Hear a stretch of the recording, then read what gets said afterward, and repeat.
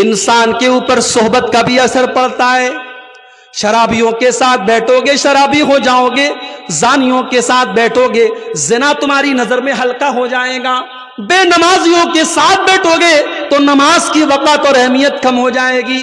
اس لیے میرے بھائیوں اور میری بہنوں، جب آپ کسی سے دوستی کرو، کسی کو اپنا دوست بناؤ تو دیکھ بھال کر کے اپنا دوست بناؤ، اچھے لوگوں کو اپنا دوست بناؤ. اگر بے دین لوگوں کو اور دین سے دور لوگوں کو اپنا دوست بناؤ گے تو تمہارے دین کو برباد کر ڈالیں گے.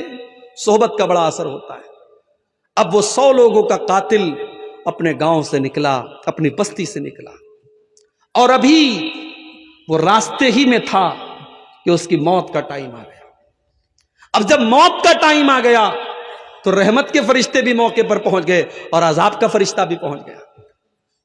عذاب کا فرشتہ کہنے لگا یہ 100 لوگوں کا قاتل ہے، اس کی روح کو میں لے کر کے جاؤں گا، یہ عذاب کا حقدار ہے. رحمت کا فرشتہ کہنے لگا نہیں نہیں، یہ تو توبہ کر چکا تھا، یہ تو اللہ سے معافی مانگ چکا تھا، یہ تو نیک لوگوں کی بستی کی طرف جا رہا تھا، یہ تو اللہ کی رحمت کا حقدار ہے، اس کی روح کو میں لے کر کے جاؤں گا. اب رحمت کا فرشتہ اور عذاب کا فرشتہ دونوں آپس میں لڑنے لگے. اللہ نے ایک تیسرے فرشتوں کو بھیجا انسان کی شکل میں، وہ وہاں سے گزرنے لگا. دونوں فرشتوں نے اس کو روکا، کہ بھائی ہم دونوں فرشتے ہیں، یہ رحمت کا فرشتہ ہے، میں عذاب کا فرشتہ ہوں، اور ہمارے بیچ میں یہ معاملہ چل رہا ہے، آپ ہی کوئی حل بتا دیجئے.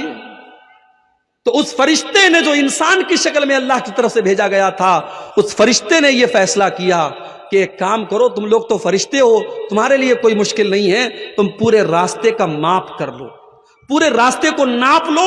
اگر یہ گنہگاروں کی بستی سے زیادہ قریب ہے تو اس کو عذاب کا فرشتہ لے کر کے جائے گا، اور اگر یہ نیک لوگوں کی بستی سے زیادہ قریب ہے تو اس کو رحمت کا فرشتہ لے کے جائے گا. جب دونوں فرشتوں نے راستے کو ناپا ہے، حدیث کے الفاظ ہیں میرے پیارے ساتھیوں، اللہ کے نبی فرماتے ہیں کہ وہ ایک بالشت، یہ جو ہاتھ کے پنجے کا جو یہ ماپ ہوتا ہے، اس کو اردو میں بالش کہتے ہیں، ہمارے ہاں اردو میں بتا بولتے ہیں اس کو. ایک بتا یا ایک بالشت جو ہے وہ انسان، وہ 100 لوگوں کا جو قاتل تھا، وہ نیک لوگوں کی بستی سے زیادہ قریب تھا. اللہ کی رحمت کا فرشتہ اس کو لے کے گیا ہے. اس لیے گناہ جتنے بھی زیادہ ہو جائیں، اللہ کی رحمت سے انسان کو مایوس نہیں ہونا چاہیے، توبہ کرنا چاہیے، اللہ سے معافی مانگنا چاہیے.